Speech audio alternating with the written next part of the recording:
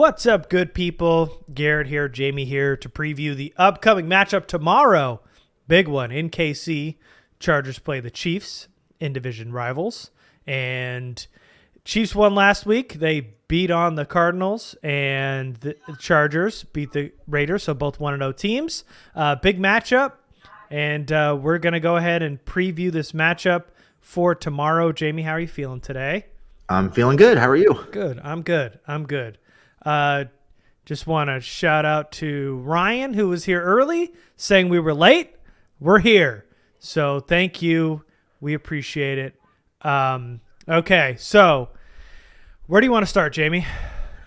I would say let's start on, I'm assuming you watched that game, the Cardinals. Oh, yeah. KC Yep. game. Twice, I watched actually. it twice. Yep. Mhm. And I'm regretting every second of it because I'm not really sure how much there was to learn from watching that game, other than the Cardinals are really bad and the Chiefs are really good. So we can start there and maybe just talk a little bit about how the Chiefs offense has changed, minus Tyreek Hill, and what the Chargers can expect to see and how they need to go about stopping the offense. Yeah. So I think the first part is, there's not a lot to pull from that Cardinals game because it was. I don't even understand what their game plan was, to be honest with you, but we'll get to that. But first off, let's just talk about kind of this depth and kind of the injuries that are happening. The Chargers got a little bit banged up. We know Keenan Allen is probably not going to go this week. Donald Parham already ruled out. J.C. Jackson on his way to playing Thursday, but obviously a game time decision there. But the Chiefs, Mahomes banged his left wrist during that game. I know you watched it twice. Seeing him hand it off with his throwing hand was very bizarre. Seeing him move his arm the wrong way to get that handoff. But he says he's fine. Kicker Harrison Butker got injured. We saw Justin Reed make one, miss one, do kickoffs. They signed Matt Amendola just in case. Trey Smith went down during that game. Orlando Brown got hurt. We'll see how they do in practice today, but they're definitely banged up. Juju Smith-Schuster re-injured that shoulder that he injured last season. Justin Reed hurt his hand, but he was okay. And then the rookie corner, Trent McDuffie, just like Keenan, suffered a hamstring injury, but McDuffie was placed on the IR. So no McDuffie tomorrow. So the injuries kind of piling up in a blowout win for the Chiefs, but it seems like most of those guys will be going tomorrow, but at least for the very least, they won't be 100% kind of heading into this short week on Thursday. We'll take it. Yeah. Yeah. Lot going on in that game. You've got an idea. I know that you want to talk about kind of how things have changed or at least stayed the same for the Chiefs here on offense with Andy Reid. No Tyreek Hill. Offense still very efficient. Yeah, offense still very efficient, but just doing it in a different way. We're used to the Chiefs being kind of a vertical passing attack with Tyreek Hill, using that elite speed to get the ball down the field in big chunks. They're still creating the chunk plays, but they don't have as much blazing speed to do it with as they did the last few years. So the way they go about it is different. And now they're relying more on formations, on creating numbers advantages on one side of the field, creating space through formations. A lot of times with trips formations, bunch formations, things like that. They're creating those numbers advantages, creating some chaos on one side of the field, creating space, and using that space to get open. And instead of going for those big plays straight down the field on the vertical side, they're kind of relying on plays in the middle of the field. They're getting between the linebackers and the safeties. They're still very efficient with their deep overs, their deep crossers, the posts. Saw it repeatedly against the Cardinals, where whether it was Travis Kelce lined up on Isaiah Simmons, which I still don't know what they were thinking with that, or whether it was I don't know Smith-Schuster. I don't know who tweeted it, but they thought Isaiah Simmons was Derwin James. Somebody tweeted out. They're acting like Isaiah Simmons was Derwin James, and Isaiah Simmons is not Derwin James. No, he's not. No. No, they didn't do him any favors. No, not at all. No. So yeah, they're really, when they're looking for big plays, they're looking for more in the intermediate space than they are in the deep space. They're looking in that 15, 25-yard range across the field, getting balls to their playmakers in the open field and letting them run across the field in space, as opposed to just chucking it deep. And they were very good at it. It seemed like almost all of their big plays in that game to their wide receivers and to Travis Kelce were in the middle of the field, between the hashes, on those deep overs, the deep crossers, the post routes, and almost always coming out of a trips or a bunch formation where they were creating numbers and creating space with those numbers. And it was Steven Ruiz. Probably. Thank you, Jamie. Much better at names, as we've established already. Who was the one who was talking about Derwin? But Jamie, this is exactly what I wanted to talk about. And in fact, like a kid in elementary school, I got a clip here, kind of like a show and tell here. I brought some homework. But yeah, it wasn't so much vertical as we've seen with this Chiefs offense. It was more horizontal, and also hitting the seams kind of in that intermediate. We've seen this Chiefs run a West Coast offense. And what they did a lot on Sunday is they run a lot of horizontal passing routes to kind of put in place of those running instead of running the ball. So, which means if J.C. Jackson doesn't go or does go, these DBs are going to have to go toe-to-toe with these wide receivers in these really quick passing concepts. Mahomes targeted 10 different receivers on Sunday, threw for the most passing yards and TDs in the NFL through 1 week. But like Jamie and I have mentioned, the Cardinals did themselves no favors on defense, and we're going to talk about that. The offense no longer runs through Tyreek. They spread the ball around a lot. And the other element is when they're using these horizontal passing concepts, they're kind of neutralizing the pass rush. So what's going to be very important for the Chargers tomorrow is getting a lot of interior pressure. They're going to have to turn that up, and they're going to have to get their hands in passing lanes because that ball's coming out very, very quick. So I want to show you guys a little clip here, which is kind of what I wanted to show, which is this horizontal passing concepts and this West Coast offense, which Jamie's talking about in this spacing. So I'm going to pull up this clip. This was a touchdown, but this kind of showed what exactly the Chiefs were doing in terms of spacing and overloading a side, like Jamie mentioned, which is a beautiful setup. Thank you, Jamie. So let's go ahead and play this clip. This is a clip here. They're on the goal line. You've got trips on the right. There's 3 wide receivers. You got Kelce on the other end, and you've got Clyde Edwards-Helaire. They're on Mahomes' left side. So what they did beautifully, and as you can see, Andy Reid's a genius, obviously. But this is a running back mesh pick here at the goal line. 3 wide receivers. You're going to see him run to the middle of the field. You're going to see Kelce then create some more chaos in the middle. And then Edwards going to kind of leak out to this empty side here, and he's going to be wide open. So let's go ahead and look at this thing.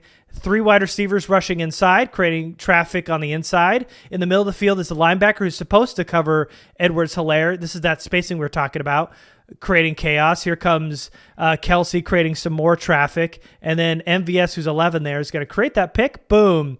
2 Cardinals run into each other. Edwards-Helaire is wide open. This is an easy touchdown here. But this is that spacing that Jamie was talking about.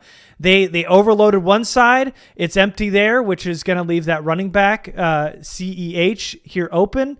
It's a beautiful concept, and this is that instead of running it, because it's 3rd and 5 here from the 5, instead of running it here, they're going horizontal, leaking Edwards-Helaire open. Of course, they run into each other, and it's a easy walk-in for a touchdown. But this is that kind of concept that we're talking about. This West Coast, air it out, horizontal, and then a lot of spacing. We're going to see a lot of this on Thursday with these running backs and a lot of these wide receivers too. Spacing, West Coast offense, you're going to see a lot of horizontal passing concepts on Thursday. Yeah, you're going to see a lot of that, and they use that to build onto their intermediate passing routes. So they kind of hit you with those quick passes early to get easy yards, 5 yards, 7 yards, 8 yards. And then as you start to creep up and try to smother those routes, now they're hitting you with high-low concepts in the middle of the field, stressing the linebackers and the safeties to make decisions on whether you're going to jump the underneath route or cover the over route or the deep crosser. And they repeatedly, over and over and over again, found those deep crossers in the middle of the field. And anytime it seemed like the linebacker started dropping a little bit deeper to cut those off, now they're hitting the low concept, hitting a quick slant or a shorter over route and getting, 15 yards instead of getting 25, but they're still getting chunks. So Yeah. they really use those short horizontal concepts to stress the short passing game, force the defense to creep up and try to suffocate those, and then they start hitting you with those high-low concepts in the middle of the field, and that's where the big chunk plays down the field start coming. Still not vertical, but still very effective and very efficient. Yeah, oh, absolutely. And so, as we talked about, the Cardinals did not help themselves out. The Cardinals defense blitzed Mahomes 54% of the time on Sunday, which is the most he's ever seen in his career. And he threw for a career-high 4 touchdowns versus the blitz, which was tied for the most in a game since 2016. They decided to bring the house on Mahomes while they're getting the ball out of their hands quickly and finding everybody open horizontally, vertically, in the middle. Well, not so much vertically, but over the middle, intermediate, in the flats. They hit everybody. So the point here is the Chargers cannot do what the Cardinals did, because there's 4 years, ever since Mahomes been in the league, the script has been don't blitz him because you'll find the open man every time. And for whatever reason, the Cardinals said, forget it. Let's just do more of it. And they kept doing it and kept doing it. And that's why they got blown out of the water and they scored 40 plus on the Cardinals on the road, by the way. This was in Arizona. So getting pressure in the pass rush is important. Sending an extra man is also important, but not doing it too often and definitely not doing it more than half the time in Mahomes dropbacks. Yeah, I think pressure is obviously important. You have to get to Mahomes. You have to make him move off his spot, pull the ball down, make things difficult on him. But I think how and where you pressure him is just as important as getting pressure on him. And frankly, I don't think edge pressure means a damn thing with Patrick Mahomes. I think if you pressure him off the edge, he's going to do that little move where he reverses the field, runs out around the edge rusher who's closest to him, gets out in the flat and extends the play. He's either going to run for a big play or they're going to have a broken play and he's going to chuck the ball deep out of structure. So I don't think the edge pressure is how you're going to beat him. They have to get him with sudden, constant interior pressure. It has to be immediate. They have to make him pull the ball down.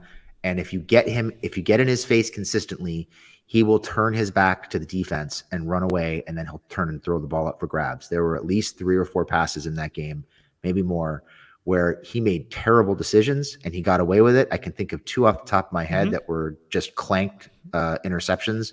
One in the end zone, one was with Simmons along the sideline on a deep over route. Lots of opportunities to turn the ball over. The Cardinals didn't capitalize on them, but the point of the story here is you have to get pressure up the middle. So as nice as it is to have those guys, Mack and Bosa, on the edge, this is a game where you're going to have to be creative about how you go about pressuring him, and you're going to have to be very intentional about creating pressure up the middle immediately with stunts, with twists. You can even send the occasional 5th man through the A gap with one of your linebackers if you want to. It can't be constant, but you can do it. I just don't think those edge pressures and the edge blitz packages that we saw work so well against the Raiders last week are going to be as effective as they were last week this week.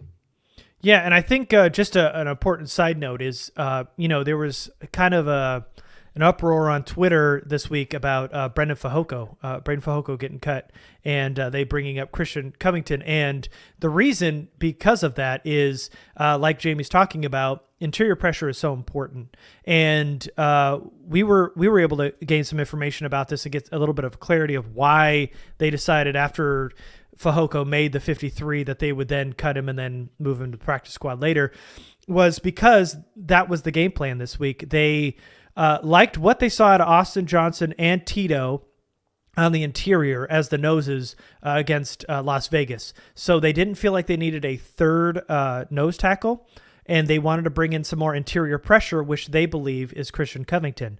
So the reason they were able to cut Fehoko and bring up Covington was strictly because of a game plan situation here for Kansas City. And so,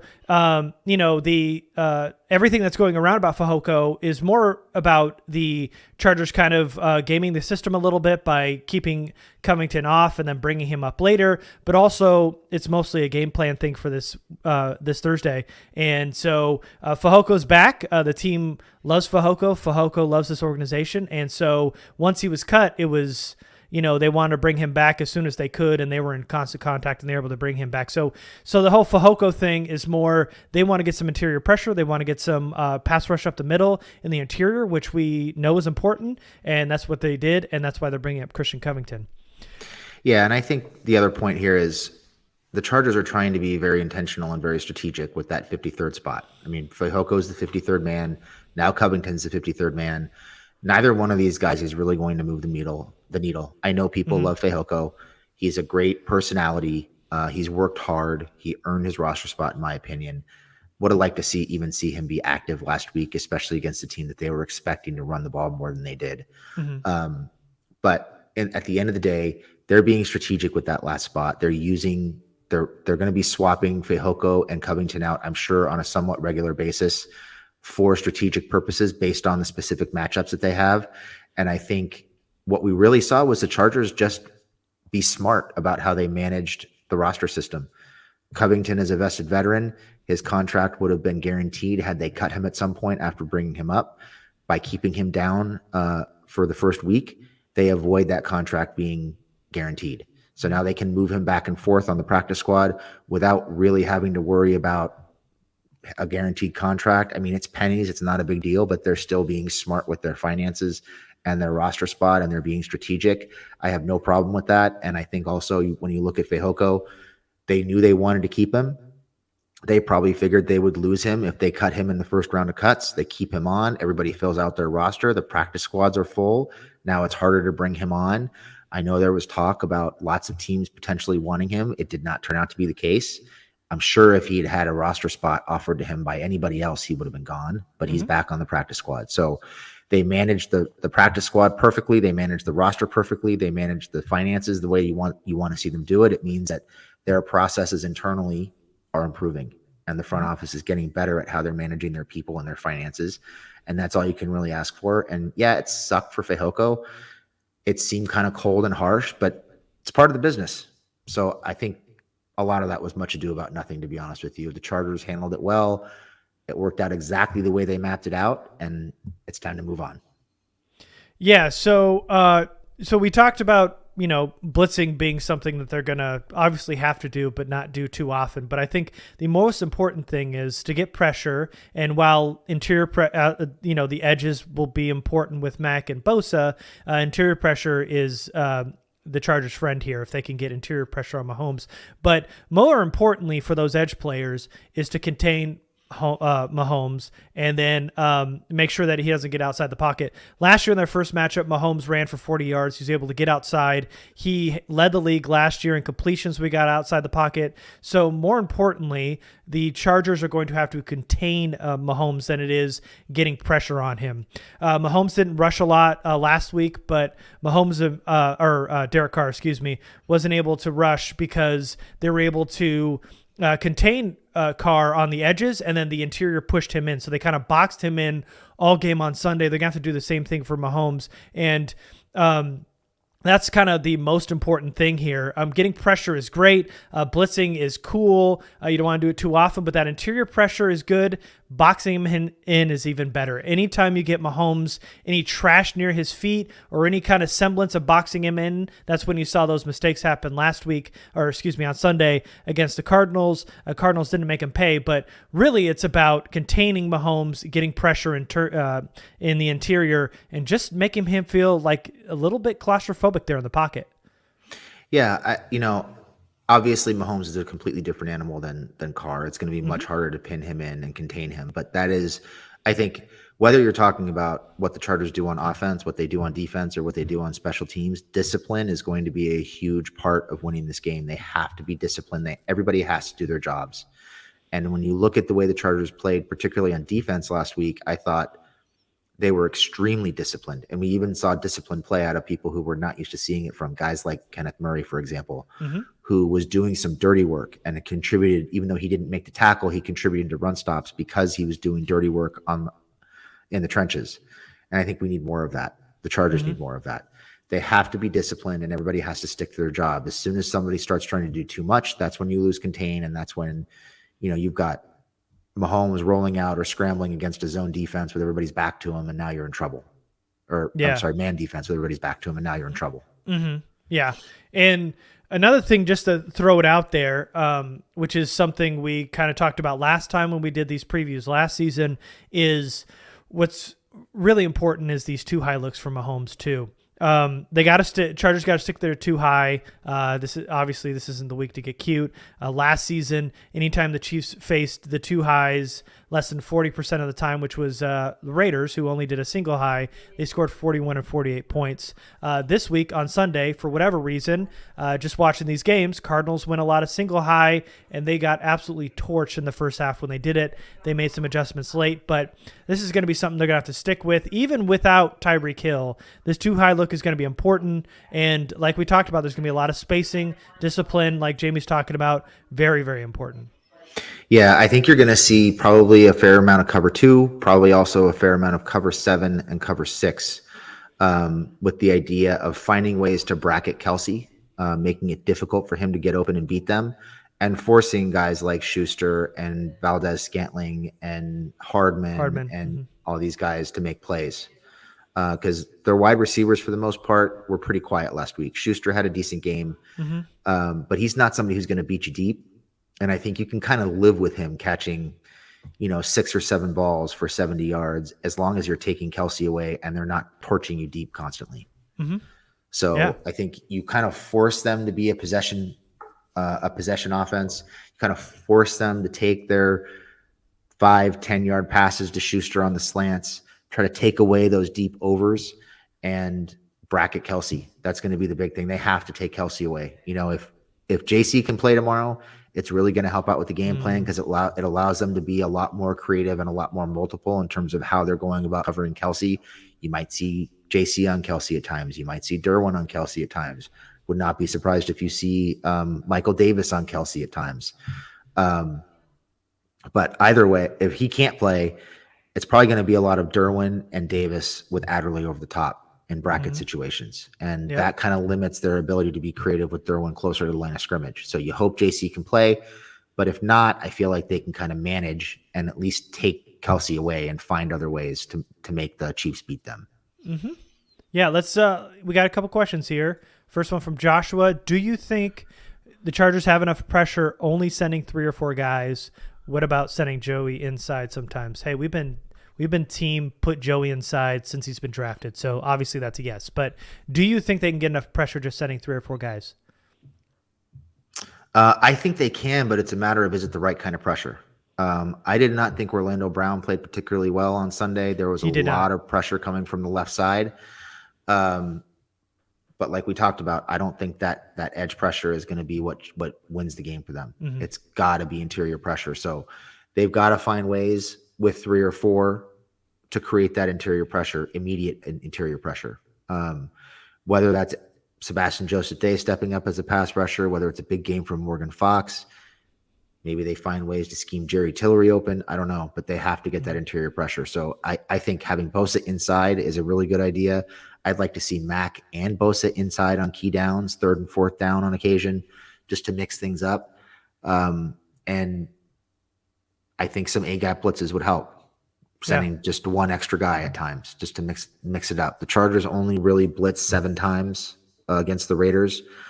I think they'll probably have to blitz maybe a little bit more. Maybe you see 10 to 15 blitzes on key downs, depending on the situations. I still don't think they're ever going to be a defense that blitzes, 50% of the time. But if they're blitzing, 20 to 25% of the time, I think they could be pretty effective doing that. Yeah, they've got some guys who can definitely help, and I think I do think that sending 3 or 4 guys can be okay as long as it's coming in as long as you're blitzing in the right situations and you're getting enough guys on the interior to get some pressure. So I think they'll be all right. Joey and Mack inside is something that we always want every week. It doesn't matter whether they're playing the Chiefs or the Jets. Honestly, send them anytime you can because it's always effective, always. And then Glenn Gordo, how does Trey Smith being questionable affect the game tomorrow? I mean, one of their better interior offensive linemen. We're gonna get to that in a little bit, but I think it helps. I thought Orlando Brown struggled a lot against Arizona, and I thought their center, Sean Harlow, had a tough time. And if Trey Smith's questionable and can't go, then I think the interior pressure, that's a good game, a good indication that they're hopefully will get some more interior pressure if Trey Smith can't go because he's good. Did Creed Humphrey not play on Sunday? I thought he was their center. No, Harlow was no. I saw Harlow in there a lot. I could have sworn I saw Humphrey in there. I'll look up the snap count, but anyway, they were giving a lot up the middle to Arizona. But what do you think about Trey Smith? I mean, obviously they're better if he's in the lineup and needing interior pressure. If he's not there, it should help the Chargers' case for sure. Yeah. All right. Okay. Let's see. And if you got a question, just shout it out there, Ether. Okay, so let's go ahead and let's talk about the receivers a little bit. You mentioned it. Travis Kelce was kind of the go-to guy against Arizona. He had 8 catches, 121 yards, a touchdown. We're going to definitely see a lot of Derwin and Michael Davis matched up, which is going to be good. And I think the linebacker's going to have to pitch in as well. And we're definitely going to see a lot of brackets. We saw a lot more bracketing on Sunday than I can remember most of last year. It seemed like there was once Devontae kind of went ham during that first half. That second half, they really started bracketing, especially in the red zone, where they left Derwin one-on-one on one side, and they just bracketed everybody else on the other sides, which I think is going to be fun once JC gets back, because that's what New England did with JC. So, because you could put JC Jackson on an island, and if he's ready to go and he can play on Thursday, I think it'll be really good. Mahomes really spread it around though. It's not so much going through Tyreek as they did last year. Since he's not here, they spread it around. They had 7 different receivers have at least one catch of over 10 yards. He spread it around. They're going to have to limit those big plays because 10 plus yards to 7 different receivers, they kind of just picked the Cardinals apart. Blitzing had a lot to do with that. The way they schemed Isaiah Simmons had a lot to do with that. But Mahomes is an animal, and he's going to get his. But obviously, Chargers are going to have to kind of limit those big plays. And really on the other side here, Jamie, because we're talking a lot of Chiefs, it's who's going to step up for the receivers for the Chargers. If Keenan Allen, who most likely won't go, we saw DeAndre Carter step up, made a lot of plays, but Mike Williams and Joshua Palmer combined for 5 catches for 15 yards combined. So these guys are going to have to step up on the road on Thursday. Yeah, I think they obviously need more out of Mike and Palmer. My guess is, watching the Raider game back, it seemed like the Raiders were really committed to bracketing Mike Williams. They went into that game plan saying he's not going to beat us deep. Mm-hmm. And they took away a lot of his manufactured touches, those quick passes, by dropping linebackers underneath his initial release. So even if he might have been open, there was somebody right there underneath to break up the pass. And I think we'll see a lot of that with the Chiefs this week. I think we'll see a lot of bracketing on Mike since he's their biggest weapon, and they're basically going to dare the Chargers' other weapons to beat them. And I think it's going to come down to Palmer and Carter making plays, and they might need a really big game out of Everett too. If Mike is erased like he was last week, they're going to need 2 or 3 guys to step up in a really big way. So for me, I think a big key is unleashing Palmer. Game planning to get Palmer open in the deep and intermediate parts of the field, turn him into that weapon that they want him to be, get the ball in his hands. He's one of the few wide receivers on this team that can create a lot of yak. He's got those strong hands, good jump ball receiver. I think he has an opportunity to make a lot of plays against the secondary, particularly with Trent McDuffie being out. Yeah, and just a correction, you were right. Creed Humphrey did play, and I was thinking of the guard who took over for Trey Smith. Anyway, yeah. Okay. Yeah, and so it's going to be interesting because somebody's got to absolutely step up on Sunday if Keenan Allen can't go, and I think hopefully we'll see a lot more aggressive game plan for these wide receivers like we didn't see on Sunday when Keenan went out. But let's talk about these running backs too, because we got to get to it. There were three guys. It was a running back by committee for Kansas City: Clyde Edwards-Helaire, Isaiah Pacheco, and Jerick McKinnon. They all gashed the Cardinals on the ground, which is why that West Coast offense worked for the Chiefs. And that's a big part of the emphasis on West Coast offense, is establishing the run so that it brings the defense in, so then you can go horizontal and spread everybody out later and hopefully get some one-on-one matchups. So Chargers got to obviously stop the run. That's going to be a big part of it. Pacheco was their leading rusher on Sunday, but he got a lot of garbage time, got a rushing touchdown late. McKinnon, Edwards-Helaire were effective through the air. We saw one of the clips that I showed. Edwards-Helaire had 2 receiving touchdowns, and that group kind of got it all done on all facets of the game. So while we talked about this wide receiver group not really being all that scary outside of Travis Kelce, who's still a mainstay for that offense, this running back is going to be by committee, and they're going to be rotating them a lot. Yeah, I think they're going to try to keep guys fresh, and they're going to try to capitalize on their skill sets. You mentioned Edwards-Helaire with the 2 touchdown passes. It seemed like on both he was pretty much wide open because of the spacing and the play design. McKinnon, also a really good receiver. Both those guys, I think, were way more effective as receivers than they were as runners on Sunday, and it seems like Pacheco is going to be the guy who's going to get most of the touches in terms of carries for this offense moving forward. He had a really nice camp and got off to a good start last year. So to me, I think you want to force the Chiefs to be patient. You want to keep the top on the defense, force Mahomes to hold the ball and check it down, make them go 10, 12, 15 play drives to put points on the board, basically dare them to run the ball, because they really run the ball not for show, but for effect, just to stay balanced. It's not really a focal point of their offense. I think you want to force them out of their comfort zone and see if you can take away the passing game to the point, with those 2 high shells, force them to run the ball a little bit, force them to be patient and go down the field, and see if maybe you can get Mahomes to get a little impatient and take some chances that he shouldn't take. So we talked about the offensive line. I thought the Chiefs' offensive line really played pretty bad against a pretty subpar Cardinals pass rush, really. Like we mentioned, I thought there was some interior pressure. Orlando Brown didn't have a good game, and he's banged up too. That could be part of it. He's still recovering from an injury, but this offensive line gave up a lot of pressures to Arizona, who really is not even close to the same world as the Chargers are in terms of pass rushers. Yeah, I think their defensive line, or their offensive line really struggled to protect Mahomes. I don't think they gave up a ton of sacks, but it seemed like there were people in his face pretty much all day long. They were. Lots of edge pressure, immediate edge pressure. And you mentioned the blitzing. They were pretty successful blitzing, getting in his face, although he made some plays out of that off of those blitzes. So I think there's going to be some opportunities for the Chargers to make plays up front for sure. This is a much better defensive front than the Cardinals have, much more talented, much deeper. I mean, the Cardinals' best edge rusher is Marcus Golden, who is a pretty solid NFL edge rusher, but he's definitely no Joey Bosa or Khalil Mack. So there should definitely be some opportunities, I think, to get to Mahomes, provided they can pin him down in the pocket and make him hold the football a little bit. Yeah. And for the Chargers, I mean, the offensive line did an admirable job. They kept Herbert clean for the majority of the game against 2 very, very good pass rushers. They didn't give up a single sack against Las Vegas, but make no mistake, they had their issues. And I think the offensive line, there's a lot of talk about how no sacks from either Chandler Jones or Max Crosby. But you got to give Justin Herbert a lot of credit for doing an absolute masterful job of navigating the pocket and eluding pressure and making sure that he didn't get sacked.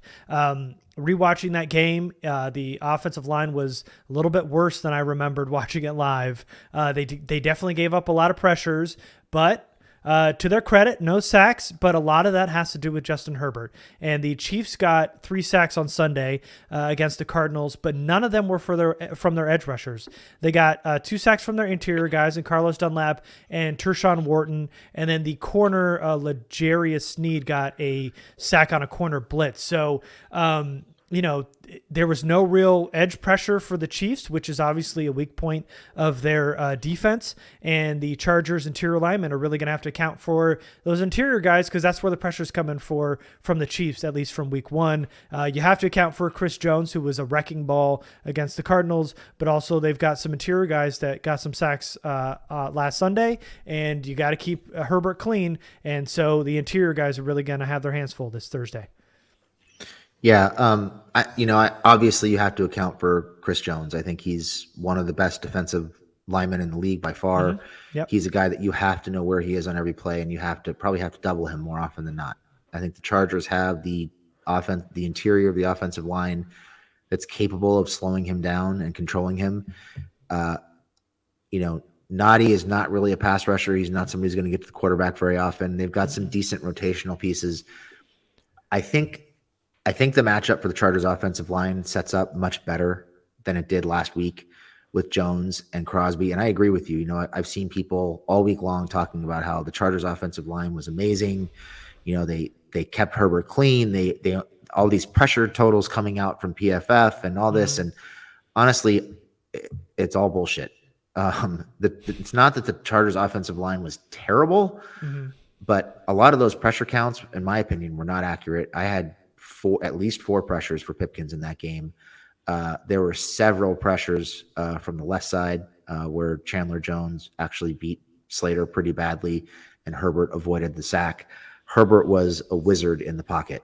His pocket awareness and his internal clock back there in that pocket as the pass rush is starting to collapse on him, where it was when he first started in the NFL and where it is now is night and day. I mean, he is – the way he's elevated his game and his ability to feel the pocket, manipulate the pocket, get out of trouble when he needs to, just kind of sliding under guys as Slater takes him around the edge, things like that, is phenomenal. And most of the success the Chargers offensive line had last week was because Herbert was tap dancing his way out of sacks.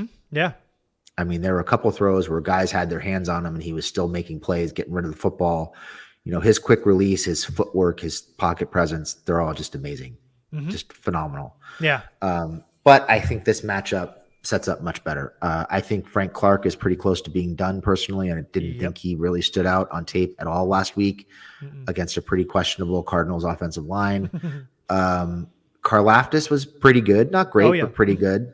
I think, whether it's Pipkins or especially Slater, I think the Chargers probably match up pretty well with Karlaftis. I think Karlaftis is a guy you can run at pretty consistently and have some success. I know he was in college. I think that'll be the same thing, particularly if he finds himself on the left side of the Chargers offensive line and he's got to try to handle Filer and Slater out there. I think that's a matchup that is not going to favor him very often, if at all. So I think there are some matchups the Chargers can really take advantage of, one-on-one in particular, and free them up to be a little bit more creative and help out with Chris Jones in the middle of that defense a little more often than maybe they have in the past. Yeah, which they can do now because there isn't really guys on the outside that you're really afraid of. Frank Clark, I mean, they were on the edge of cutting him, just outright cutting him in camp. They tried to trade him. Mike Dana got kind of flipped in and rotated in that edge group. Karlaftis had a few snaps, and he didn't really play all that often, was somewhat effective, got in the backfield, batted one pass down, but other than that, there wasn't any other guy really getting to Kyler Murray. It was all in the interior. And so if you're getting a lot of help to Chris Jones, I think the matchup is very favorable for the Chargers to just get one-on-one matchups on the edges because you're not going to see a lot of those guys beat the tackles, even though Pipkins might have his handful with whoever he's facing. But for the most part, I think the Chargers match up pretty well with his defensive line. And before we get on to the Chiefs and their defense, let's talk about kind of these questions that we're getting here. One of them is, if JC plays, assuming he does, do you think he shadows anyone? Do you think it's going to be Travis Kelce? I think we could see him on, I don't know if he'll shadow Kelce, but I think we could see him and Derwin splitting responsibilities on Kelce quite a bit if JC plays.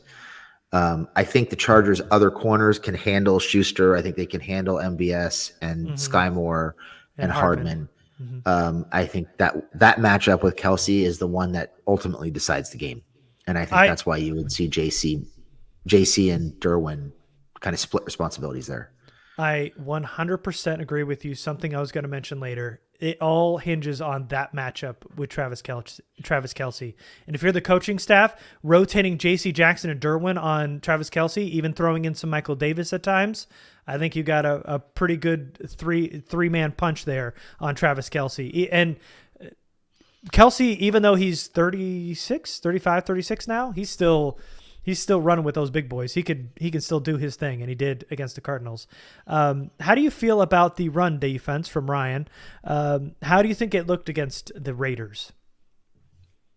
I thought it looked good. Early, especially early. It was really good early. Mm-hmm. I think the Raiders kind of caught them expecting the pass in the third and fourth quarter when they had some big runs with Jacobs, with Tillery on the field. I know a lot of people were quick to point out that, they saw Tillery on the field and they were quick to run at him. I just think the Chargers were in their nickel and dime packages expecting the pass, and the Raiders played the numbers and ran the ball down their throat, and they had a couple big runs. But outside of two or three big runs for Jacobs early in the second half, they were really good. I mean, I mentioned it earlier. They played very disciplined run defense as a team. In fact, I would say the front seven in particular was very disciplined, both in the pass rush and in run defense. But run defense in particular seemed like everybody was doing their job. Yeah, Tillery found himself on his ass quite a bit. Mm-hmm. But other than that, Johnson played really well. SJD played really well. The edges were holding their end of the bargain up and oftentimes resetting and extending the edge and forcing backs to scrape along the line of scrimmage instead of getting upfield. Yep. You had Murray on more than one occasion coming down and blowing up a blocker and forcing somebody to bounce the ball back inside. And then you had guys like Tranquil and Derwin and Callahan filling their gaps and coming up and cleaning things up. And they were tackling as a team. So the run defense, I think, was really good. I think it'll get tested a little bit this week. But I think it would. There are reasons to believe that run defense is much improved from last year. Oh, absolutely. And Mac, Bosa, even Rumpf really setting that edge, man. They were beautiful on Sunday. And I thought Sebastian Joseph Day on the rewatch was excellent. He did a lot of the dirty work, absorbing double teams, just creating chaos at the line, kind of creating a wall all on his own in the run game. I thought he was great. I don't think he put up any stats, to be honest with you. I don't think he had a tackle, but he did all the dirty work in the run game, and that's why it succeeded early on. And just a correction, Travis Kelce's 32 years old. He's not 35. Like I said, he just seems old. He just seems old. He just feels like he's been in the league for He probably feels old too. Yeah, I'm sure. Do you think, from Google Guest, can the Chargers rush for over 100 yards on Kansas City? I think they can, because I think there are questions about the interior of that defensive line, and I think there are questions about their edge players, and I think there are going to be opportunities to run the ball late, assuming they have the lead, and be very successful doing it. Mm-hmm. Yeah, and I think the running back group has got to get better as a whole. Just in general, they were going against a somewhat suspect interior defensive line with the Raiders, and they got 76 yards as a team on the ground. So they got to be a lot better. And this is a better defensive front than they faced last week, but I think this is the bounce back game for the Chargers running game, because they have got to get some yards on the ground here, especially if they get a lead against Mahomes. I'm not sure that the backs are necessarily the reason that the running game struggled on Sunday. The offensive line was not good in the running game as a whole. They had their moments where they opened up some big holes, but there were a lot of leaks in run blocking on both sides of the line, in the middle of the line. It happened repeatedly. They just weren't. It seemed like they weren't in sync. And this is a group that hasn't really played together in a year. They've added a new guard and a new right tackle. So there's going to be some communication issues. There's going to be some rust. And I think they're going to play their way into shape, and they'll probably be fine because this is a pretty talented group. But overall, I thought the offensive line was not nearly as good as people made it out to be last week. And I think that was a lot of the reason why they struggled. They played a good defensive front. They didn't play well. They didn't communicate well, and they struggled. And I think they'll clean that stuff up with time. Yeah. Oh, absolutely. Once they get cohesive, I think it's going to be a real good unit. So there's a special teams question in here, Jamie, and Junius is saying we spent too much time on special teams on Sunday. Are you worried about Hopkins? Yes or no? We'll keep it real short. I'm not worried about Hopkins. He's a veteran. I think he'll figure it out. Yep. But I do think the Chargers, to win this game, are going to have to make one or two kind of game-changing plays in special teams, whether it's pinning the Chiefs deep on a punt or forcing a turnover or a big return or two. They're going to have to make some plays on special teams. And watch out, we didn't see the Chargers have to recover any returns, any kicks last week. Really, there weren't any returns against them. The Chiefs had some big returns last week. Sky Moore had a good one. Hardman had a good one. So you got to watch for that because they have 2 or 3 guys back there who can really return punts and kicks. And if you miss a tackle, it could be a big problem. Now, I do think there was one return, and Jasir Taylor covered it up real well. He tackled him immediately. Yes, there was on one. Renfro. Yeah. So, yes, definitely something to watch as we go into that game in special teams. So, anything else? So we talked about Chris Jones. So cornerbacks with McDuffie out, it's L'Jarius Sneed, Rashad Felton, who as a unit were pretty average last year. Were very aggressive on Sunday, but with McDuffie out, who actually had a really good start to that game, ended up getting hurt. It seems like these Chargers corners have a pretty favorable matchup there on the outside too, and especially with McDuffie out, and they got to win their battles on Thursday. Yeah, they've got to win one-on-one matchups and make plays. Something they didn't do really at all last week. Part of that was the game plan. Part of that was they just weren't getting open. There was no separation last week. They've got to find a way to create separation and make plays for Herbert. Yeah, and the Chiefs ran a real 3-corner, 2-safety almost the entire game. So that means it's going to be a lot of man-on-man on receivers going in on Thursday. So they're going to have to. They were in nickel a lot, which could work in the Chargers' favor. You know, if you've got linebackers covering Everett, maybe you get the occasional linebacker on a slot receiver kind of a thing. There could be some matchups to create there. Maybe you find Carter on a linebacker at some point. So they can create matchups that way. But they've just got to win their one-on-one battles. The Chargers receivers just were not getting open last week. Yeah. And I mean, this isn't obvious, but it's going to also come down to turnovers because the Chargers forced 3 fumbles, got 3 interceptions. Trey McKitty fumbled, but he fumbled it out of bounds. KC didn't get any interceptions on Sunday, but they got their hands on a lot of footballs. They had like 7 pass deflections, and the Chiefs forced 4 fumbles on the Cardinals. The Cardinals ended up recovering them all. So they were active on Sunday. But one thing to watch is the Chiefs fumbled 5 times. Juju fumbled twice. He lost one of them. So even though they put up 44, they were really careless with the football. And that's something the Chargers are going to have to do, and they're going to have to make it count because we mentioned earlier, I counted 3 balls that should have been intercepted by the Cardinals. None of them were intercepted. 2 of them hit guys in the hands, and they just straight up dropped them. So Chargers going to have to make them count. They did on Sunday. They got to make them count on Thursday because that Chiefs team was really, really sloppy. And another thing too, Cardinals were pretty sloppy on their penalties. They got on the 5 touchdowns. They had 3 of them. The Cardinals set them up on a late hit out of bounds, a late hit on the quarterback, a PI in the end zone on a deep ball. So they gave the Chiefs a lot of short fields. The Chargers cannot do that, and hopefully they win the turnover battle on Thursday. Yeah, for sure. The Chiefs have kind of always been loose with the football. Mahomes is not afraid to take crazy chances with the ball with his no-look passes, and he'll turn his back to the field and then turn around and flip the ball up. So there are always opportunities to force turnovers with the Chiefs. You just got to capitalize on them. Yep. You can't give away 3 interceptions when he's basically handing the football to you. And Juju was really loose with the football last week, so hopefully they can take advantage of that as well. And I saw Junius make a point that I wanted to hit on. We talked a little bit about it on the recap on After Hours last week. But sorry, that wasn't Junius. That was who was that, Jamie? Go ahead, read his name. I'm not going to read the name. Well, we're on a podcast. If people are listening, Dong Too Long. Yep. But we talked about this on After Hours last week, and that is, it seemed like the Chargers were really focused on giving everybody a turn last week, particularly in the red zone, and they went away from things that were working. Everett was working early, and they went away from him and forced the ball into McKitty. Carter was working early, and they kind of went away from that.